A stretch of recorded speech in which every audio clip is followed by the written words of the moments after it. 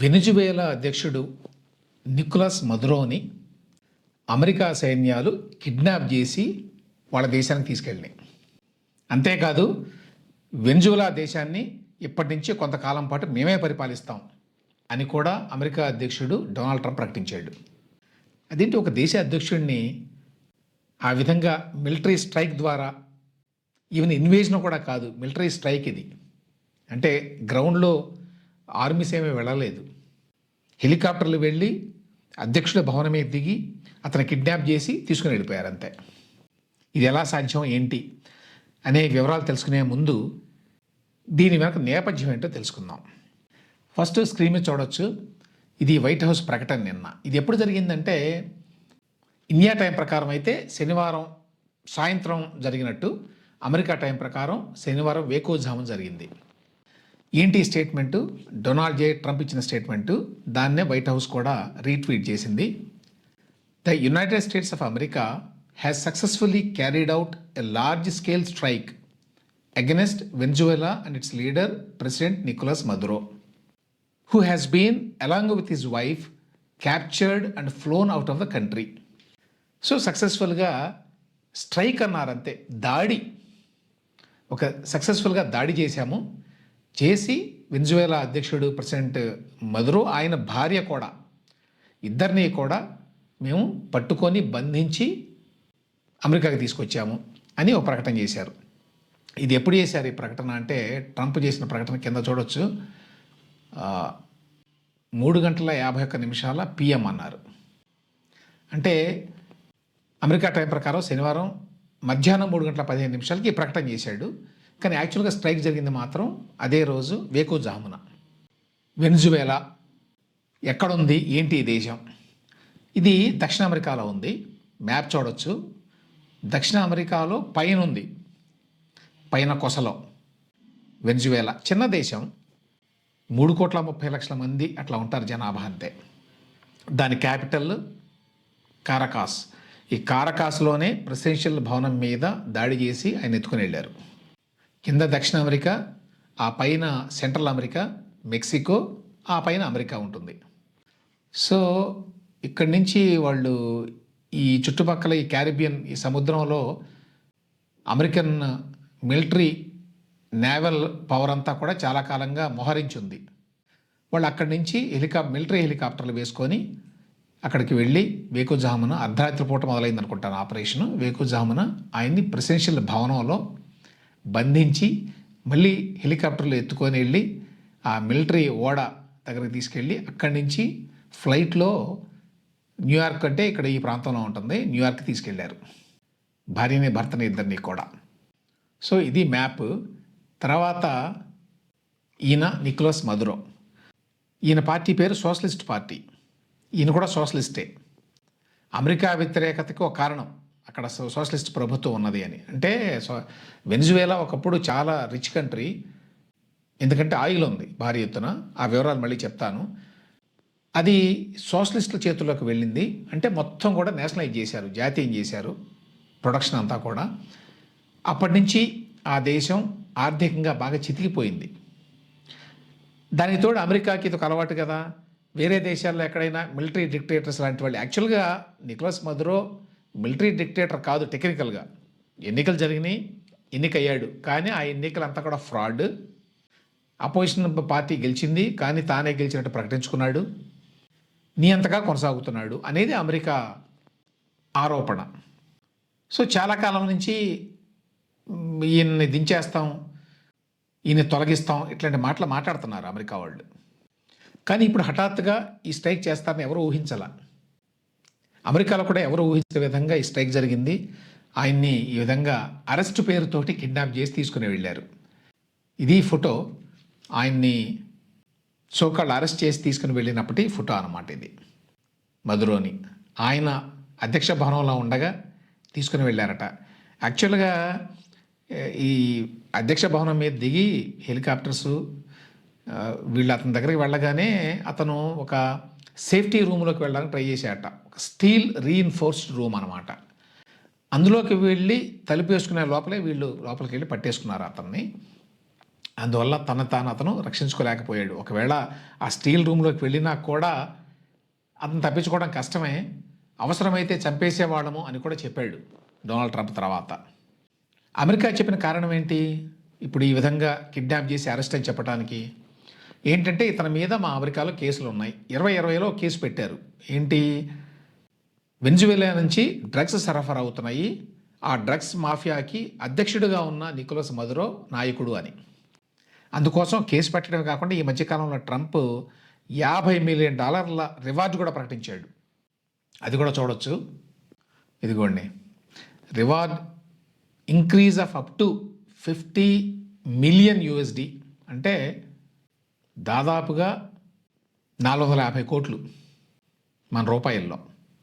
For information leading to the arrest and conviction of the leader of the specially designated global terrorist cartel de los soles whatever, Spanish అనుకోండి, అది ఒక organisation పేరు. అది Nicolas Maduro Moros for narco terrorism conspiracy, cocaine importation conspiracy to use and carry machine guns and destructive devices in furtherance of a drug crime.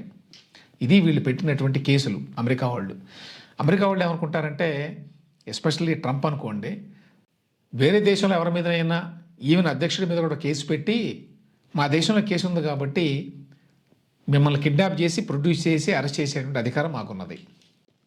అంటే మరి powerful nation కదా America. Might is right, మాకు బలం ఉంది కాబట్టి మేము చేస్తాం అనేటువంటి ధోరణి అనమాట. సో వీళ్ళు ఒక కార్టెల్ ఉన్నది, ఒక మాఫియా ఉన్నది వెనిజువేలాలో. ఆ మాఫియాకి ఇతను నాయకుడు. ఏం చేస్తుంది ఆ మాఫియా అంటే, డ్రగ్స్ సప్లై చేస్తుంది, కొకైన్ లాంటివి. ఇవన్నీ కూడా అమెరికాలోకి వస్తున్నాయి, దీనివల్ల మాకు చాలా నష్టం జరుగుతోంది. ఇది వాళ్ళ ఆర్గ్యుమెంట్ బేసికల్లీ. కానీ అమెరికన్ మీడియానే చెప్పింది చాలాసార్లు ఇది పూర్తిగా కరెక్ట్ కాదు అని. ఎందుకంటే వెనిజువేలాలో కొకైన్ ఉత్పత్తి కాదు, అది ఉత్పత్తి అయ్యేది కొలంబియా లాంటి దేశాల్లో, కొలంబియా, బొలీవియా, పెరు ఇట్లాంటి ఇంకా ఉన్నాయి సౌత్ అమెరికన్ కంట్రీస్. అక్కడ ప్రొడక్షన్ ఉంది, ప్రాసెసింగ్ ఉంది, వాళ్ళు సహజంగానే ఎక్స్పోర్ట్ కూడా చేస్తారు. వెనిజువేలాలో అటువంటిదే లేదు, అసలు ప్రొడక్షనే లేదు, అక్కడ ప్రాసెసింగ్ లేదు. అయినా కూడా లేదు ఇతను చేస్తున్నాడు, ఎంతో కొంత అయితే ప్రతి దేశంలో కొంత ఉంటుంది, దాన్ని భూతద్దంలో చూపించి ఇతని వల్ల అమెరికాకి నష్టం జరుగుతోంది అని చెప్పి కేసు పెట్టారు. 2020లోనే పెట్టారు. ఆ వంగతోటి ఇప్పుడు ఇదిగో ఈ దాడి చేశారనమాట. కానీ CNN కానీ ఇతరత్ర అక్కడ మీడియా సంస్థల కథనం ప్రకారం ఏంటంటే, దాదాపు 3700 టన్నులు వ్యాపారం జరుగుతుందట, కొకైన్ వ్యాపారం ఆ ప్రాంతంలో అమెరికాకు వచ్చేది. అందులో 300 టన్నులు కూడా ఈ వెనిజువేలా నుంచి రాదు.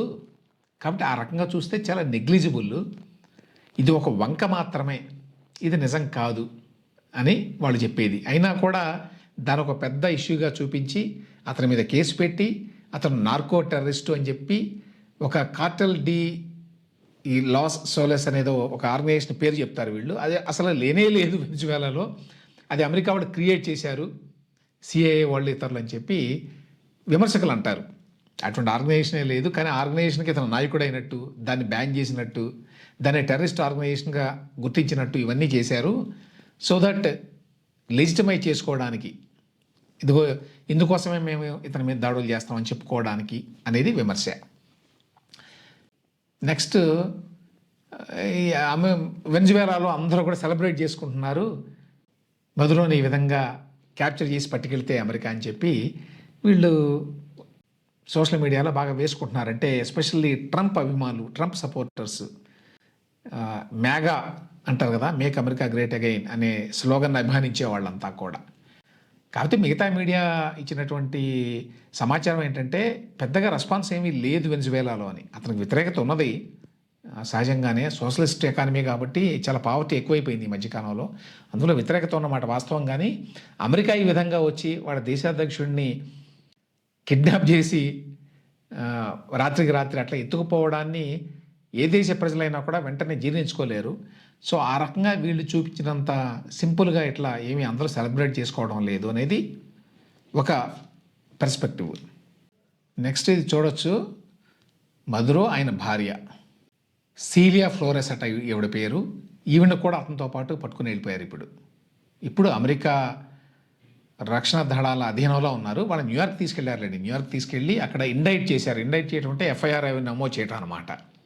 కేసుని ప్రాసిక్యూషన్ మొదలుపెట్టడానికి అక్కడి నుంచి న్యూయార్క్లో ఆ దగ్గరలో ఒక డిటెన్షన్ సెంటర్లో పెట్టారట వాళ్ళిద్దరిని ప్రస్తుతం. ఇది ఇంకొక వీడియో.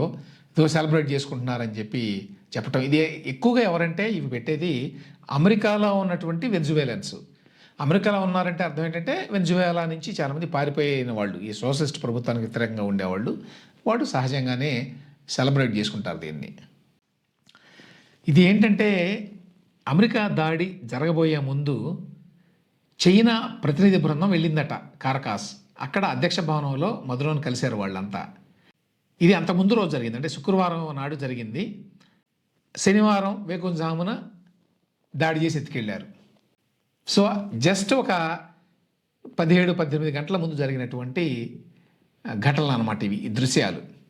ఇది అధ్యక్ష భవనం, నికోలస్ మదురోది. అక్కడ చైనా ప్రతినిధి బృందాన్ని ఆయన కలిసి అందరికీ షేక్ హ్యాండ్ ఇస్తున్నాడు. అదే రోజు రాత్రి పట్టుకుని వెళ్ళిపోయారు అమెరికా వాళ్ళు. ఇక ఈ క్లెయిమ్స్ గురించి మాట్లాడుకోవాలి మనం. ఏంటి ట్రంప్ క్లెయిమ్ ఏమిటి?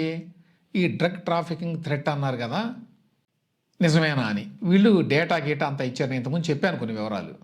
వాళ్ళు చెప్పేది ఏంటంటే నిజానికి అతను డ్రగ్ లార్డ్ అని చెప్పడానికి, వెనిజువేలా నుంచి పెద్ద ఎత్తున డ్రగ్స్ అమెరికాకు వస్తున్నాయని చెప్పడానికి సరైన ఆధారాలు ఏమీ లేవు, కానీ ఆ వంకతోటి ఇట్లా చేస్తున్నాడు అని చెప్పి డేటా గీటా అంతా కూడా ఇచ్చారు. ఇదిగోండి, కొలంబియాలో కొకెయిన్ బాగా పెరుగుతుంది, అది వెనిజువేలాలో ఉండదు. అక్కడేమీ వాళ్ళు కొకెయిన్ పెంపకం ఏమీ లేదు. అలాగని పూర్తిగా అసలు ఏమీ లేదని చెప్పడానికి వీలేదు. వెనిజువేలాలో కూడా కొంత ఉన్నది. దక్షిణ అమెరికా దేశాల్లో చాలా చోట్ల ఈ డ్రగ్ ప్రాబ్లం ఉంది. కానీ అంత మాత్రం చేత వెనిజువేలా ఏదో పెద్ద డ్రగ్ ట్రాఫికింగ్ నేషన్ అని చెప్పి అనడానికి వీల్లేదు అనేది ఈ కథనం సారాంశం. నెక్స్ట్ ఇది ఒక ఇంపార్టెంట్ కథనం. మనం ఫస్ట్ అనుకున్నది ఏంటి, ఒక దేశాధ్యక్షుడిని ఈ విధంగా అమెరికా కిడ్నాప్ లాగా చేసి క్యాప్చర్ చేసి ఎత్తుకుని వెళ్ళిపోవడం కరెక్టేనా? ఇది లీగలేనా? అసలు అంతర్జాతీయ చట్టాల ప్రకారం ఇది ఖచ్చితంగా చెల్లదు. అందుకే ఆల్రెడీ ఐక్యరాజ్య సమితి దీని మీద ఆందోళన వ్యక్తం చేసింది. చాలా దేశాలు ఖండించినవి కూడా. కానీ అమెరికాకి, ట్రంప్కి భయపడి యూరోప్లో చాలా దేశాలు ఎక్కువ మాట్లాడడం లేదనుకోండి. అయితే లీగల్గా ఇది చెల్లుబాటు అవుతుందా అంటే, నేను ఇంతకుముందు చెప్పినట్టు అంతర్జాతీయ చట్టాల ప్రకారం అయితే చెల్లుబాటు కాదు. ఈవెన్ అమెరికాలో కూడా చాలా చట్టాలు ఉంటాయి దీనికి సంబంధించి. ఇప్పుడు అమెరికాలో జరుగుతున్న గొడవ ఏంటంటే, ట్రంప్ కాంగ్రెస్ యొక్క అనుమతి తీసుకోలేదు ఈ దాడి చేయడానికి ముందు అని. కాంగ్రెస్ అంటే మన పార్లమెంట్ లాంటిది. పార్లమెంటు అనుమతి ఉండాలి, కానీ తీసుకోలేదు అని. కానీ ట్రంప్ అతను చుట్టుపక్కల ఉండే వాళ్ళ ఆర్గ్యుమెంట్ ఏంటంటే, ఇప్పుడు ఇదిగో దీనికి అవసరం లేదు, ఎందుకంటే ఇతని మీద ఒక కేసు ఉంది అమెరికాలో. సో అమెరికాలో ఎవరైనా ఒక నిందితుడిగా కనుక ఒక అతన్ని గుర్తిస్తే, అతను వేరే దేశంలో ఉంటే అతను పట్టుకొచ్చేటువంటి అధికారం ప్రెసిడెంట్కి ఉంది అని. ప్రెసిడెంట్కి విస్తృత అధికారాలు ఉంటాయి అమెరికాలో. సో ఆ రకమైన యాంగిల్ నుంచి వాళ్ళు సంబంధించుకోవడానికి ప్రయత్నిస్తున్నారు. కానీ నిన్న మొన్నటి వరకు మాత్రం కాంగ్రెస్ అనుమతి తీసుకొని మేము ఒకవేళ దాడులు చేస్తే, మిలిటరీ ఇంటర్వెన్షన్ చేస్తే చేస్తాము అన్నట్టుగా మాట్లాడారు. ఇప్పుడు ప్లేట్ ఫిరాయించి కాంగ్రెస్కి చెప్పకుండా ఈ విధంగా దాడి చేసి అతను పట్టుకొచ్చారు అనే విమర్శలు నడుస్తున్నాయి. నెక్స్ట్ ట్రంప్ ఏం చెప్తున్నాడంటే, ఇతను తీసుకొచ్చారు కదా మరి ఏం చేస్తారని చెప్పి ప్రెస్ అడిగారు నిన్న. మారాలాగో అని చెప్పి ఆయన సొంత క్లబ్ ఒకటి ఉంది ఫ్లోరిడాలో. ఎక్కువ అక్కడే ఉండడానికి ప్రిఫర్ చేస్తాడు.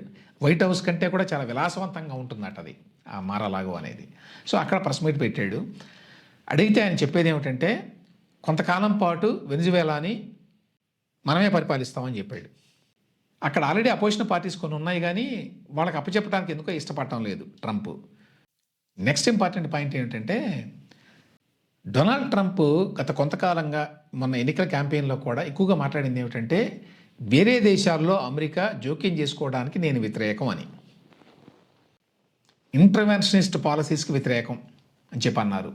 ఇన్ఫ్యాక్ట్ ట్రంప్ యొక్క విదేశాంగ విధానాన్ని ఐసోలేషనిస్ట్ అని చెప్పి కూడా పిలిచారు. ఐసోలేషనిస్ట్ అంటే మాకు సంబంధం లేదు ప్రపంచంతో, మా దేశం గురించే మా ఆలోచన అంతా అనేటువంటి ధోరణిని ఆయన ప్రదర్శించాడు. అది ఒక పాలసీగా కూడా అతను చెప్పాడు మొన్నటి ఎన్నికల క్యాంపెయిన్లో, ప్రెసిడెన్షియల్ క్యాంపెయిన్లో కూడా. ఎందుకంటే గతంలో ఈ ఇరాక్లో జోక్యం చేసుకున్న తర్వాత చాలా సమస్యలు వచ్చినాయి అమెరికాకి. దాన్ని వదిలించుకోవడానికి 20 ఏళ్ళు పట్టింది. అదేవిధంగా ఆఫ్ఘనిస్తాన్లో జోక్యం చేసుకుంటే దాన్ని వదిలించుకోవడం కూడా పెద్ద తలనొప్పి అయింది. దానివల్ల చాలామంది అమెరికన్ సోల్జర్స్ చనిపోయారు. అమెరికాకి భారీ ఎత్తున డబ్బు ఖర్చు అయింది. వీటన్నిటి దృష్ట్యా అమెరికా వేరే దేశాల వ్యవహారాల్లోకి జోక్యం చేసుకోకూడదు మిలిటరీగా అనేటువంటి ఒక పాలసీని పెట్టుకున్నారు వీళ్ళు, ఎస్పెషల్లీ డొనాల్డ్ ట్రంప్. అటువంటి వ్యక్తి సడన్గా ఈ మిలిటరీ ఇంటర్వెన్షన్కి పాల్పడ్డాడు. దీని గురించి అడిగారు కూడా ప్రెస్. అడిగితే మొన్నటిదాకా ఆ మాట చెప్పావు నువ్వు, అసలు వేరే దేశాల వ్యవహారాల్లో మనం జోక్యం చేసుకోము, మనకు పని లేదు వాటితోటి, వాళ్ళ జాబ్ వాళ్ళు చేస్తారంతే అన్నట్టుగా మాట్లాడావు. ఇప్పుడేంటి ఈ విధంగా మళ్ళీ దాడి చేసావు అంటే, దాడి చేసావు గతంలో ఇట్లా చేసి చాలా దెబ్బతిన్నాం కదా, చేతులు కాల్చుకున్నాం కదా మనం అని చెప్పి. అంటే గతంలో ప్రెసిడెంట్స్ వేరు, నేను వేరు, వాళ్ళకి చేతకాక చేతులు కాల్చుకున్నారు, నేను మాత్రం బ్రహ్మాండంగా చేయబోతున్నాను చూడండి అన్నాడు. సో ఆ రకంగా ఇదొక పాలసీ షిఫ్ట్. ఇక చివరిగా ఏమిటంటే ఇంపార్టెంట్ పాయింట్, ఎందుకు వాస్తవంగా వెనిజువేలా మీద ఈ రకమైన దాడి చేశాడు, ఎందుకు మదురోని క్యాప్చర్ చేసి పట్టుకొచ్చాడు. క్యాప్చర్ చేసి పట్టుకురావటం అంటే ఇంకా అతని పని అయిపోయినట్టే. ఎందుకు ఈ విధంగా చేశాడు? అసలు విషయం ఏంటంటే, వెనిజువేలాలో భారీ ఎత్తున చమురు దొరుకుతుంది. ప్రపంచంలోనే ఎక్కువ చమురు నిల్వలు వెనిజువేలాలో ఉన్నాయి, చాలామందికి తెలియదు, మిడిల్ ఈస్ట్లో కాదు. ఎంత భారీ ఎత్తున ఉన్నాయంటే ఇక్కడ ఈ గ్రాఫిక్ చూడొచ్చు. వెనిజువేలాలో 303 బిలియన్ బ్యారెల్స్ ఉన్నాయట ఆఫ్ ఆయిల్. ఆ తర్వాత సౌదీ అరేబియా వచ్చింది, 267 బిలియన్స్ ఆఫ్ బ్యారెల్స్. ఆ తర్వాత ఇరాను, ఇరాకు, ఇక మిగతా కంట్రీస్ అన్నీ, దుబాయ్, కువైట్ ఇవన్నీ ఉన్నాయి. ఎంత ఉన్నదో చూడండి, 303. అంటే 303 బిలియన్స్ ఆఫ్ బ్యారెల్స్ అంటే ప్రపంచంలో దొరుకుతున్నటువంటి, అంటే భూగర్భంలో ఉన్నటువంటి చమురు నిల్వల్లో 18% ఒక్క వెనిజువేలాలో ఉన్నాయి. వెనిజువేలా ఎంత దేశం, చిన్న దేశం, చూపించాను మ్యాప్. 3,30,00,000 మంది జనాభా, చాలా రిచ్గా ఉండాలి. ఇది సౌదీ లాగా లేకపోతే యుఏఈ లాగా, కానీ అది ఇరాన్ లాగా అయిపోయింది. ఎందుకంటే అమెరికాతో తగాదా పెట్టుకోవడం. ఇరాన్లోనేమో మతపరమైన రాజ్యం ఉందనుకోండి, అయతుల్లా ఖుమైనీ, అందుకని తగాదా. వెనిజువేలాలోనేమో సోషలిస్టు ప్రభుత్వం ఉన్నది, అందువల్ల తగాదా. సోషలిజం వల్ల మిగతా దేశాల్లో జరిగినట్టే ఇక్కడ కూడా చాలా నష్టం జరిగింది. మొత్తం నేషనలైజ్ చేయటం వల్ల ప్రొడక్షన్ పడిపోయింది. గతంలో అంటే ఈ సోషలిస్ట్ ప్రభుత్వాలు రాకముందు వాళ్ళు చేసేటువంటి ప్రొడక్షన్లో సగభాగం చేస్తున్నారట ఇప్పుడు, ఇంతకాలం తర్వాత మళ్ళీ. ఎందువల్ల అంటే ప్రపంచంలో మిగతా దేశాలు ఏవి, మిగతా కంపెనీలు ఏవి కోఆపరేట్ చేయవు. అంటే అమెరికా లాంటి దేశాలు బ్యాన్ చేసినాయి. వెనిజువేలాలో ఆయిల్ని ఎక్స్ట్రాక్ట్ చేయాలంటే చాలా లేటెస్ట్ టెక్నాలజీ కావాలట, చాలా పెద్ద ఎక్విప్మెంట్ కావాలట. అవన్నీ వెనిజువేలాకి లేవు. అమెరికా లాంటి దేశాలు కోఆపరేట్ చేయవు. దానికి తోడు సోషలిస్ట్ విధానాలు ఎప్పుడూ కూడా ఎకానమీ దెబ్బతీయడానికి దారితీస్తాయి. ఎందుకంటే సోషలిస్టు ఎకానమీలో ఎవరికి ఇన్సెంటివ్ ఉండదు పని చేయడానికి. సో ఎవరేమి పని చేయరు, దానివల్ల ఉత్పత్తి బాగా పడిపోతుంది. అవన్నీ జరిగినాయి. అందుకనే వెనిజువేలా ఒకప్పుడు రిచెస్ట్ కంట్రీ అట సౌత్ అమెరికాలో. అట్లాంటిది ఇప్పుడు one of the poorest countries. కానీ నిల్వలు భారీగా ఉన్నాయి, చమురు నిల్వలు. ఈ చమురు నిల్వలన్నీ కూడా వీటి మీద కంట్రోల్ మాదే అని చెప్తున్నాడు ఇప్పుడు ట్రంప్. ఇప్పుడు మేమే పరిపాలిస్తాం కొన్నాళ్ళు అంటే అర్థం ఏంటంటే, ఈ చమురు నిల్వలకు సంబంధించి అమెరికన్ కంపెనీలను అక్కడ దించి వాటి ఎక్స్ట్రాక్షన్కి తగిన ఏర్పాట్లు చేసి అవన్నీ అమెరికాకి తరలి వచ్చేట్టుగా తక్కువ ధరలో ఏర్పాట్లు చేసుకొని అప్పుడు అక్కడ ఒక పప్పెట్ గవర్నమెంట్ని ఏదో పెడతారు ప్రజాస్వామ్యం పేరుతోటి. చాలా చోట్ల నియంతృత్వ ప్రభుత్వాలని, సోషలిస్ట్ ప్రభుత్వాలని తొలగించి డెమోక్రసీని, అంటే ప్రజాస్వామ్యాన్ని పునరుద్ధరిస్తున్నాం అనే పేరుతోటి అమెరికా గతంలో కూడా చేసింది. ఇప్పుడు డొనాల్డ్ ట్రంప్ కూడా అదే పని చేస్తున్నాడు. మొత్తంగా ఏమిటంటే, చాలా కాలం తర్వాత ఇట్లా అమెరికా పెద్దన్నలాగా ఇంటర్వెన్షనిస్ట్ పాలసీని చేపట్టి, అంటే జోక్యం చేసుకుని వేరే దేశాల వ్యవహారాల్లో డెమోక్రసీని మేము పునరుద్ధరిస్తున్నాం అనే పేరుతోటి అక్కడ ప్రభుత్వాలను కుప్పగూల్చి అక్కడ ప్రభుత్వాధినేతల్ని పట్టుకొని క్యాప్చర్ చేసి వాళ్ళని జైల్లో పెట్టడం అనేది చాలా కాలం తర్వాత జరుగుతుంది ఇప్పుడు. సో దీని పరిణామాలు ఎట్లా ఉంటాయి అనే ఆందోళన ప్రపంచవ్యాప్తంగానూ అమెరికాలో కూడా ఉంది. ఎందుకంటే గతంలో ఇరాక్లో అనుభవాలు ఇప్పటికీ వాళ్ళకు గుర్తున్నాయి. సో డొనాల్డ్ ట్రంప్ ఆడుతున్నటువంటి ఈ గేమ్ ఏ విధంగా పరిణమిస్తుందో చూడాలి.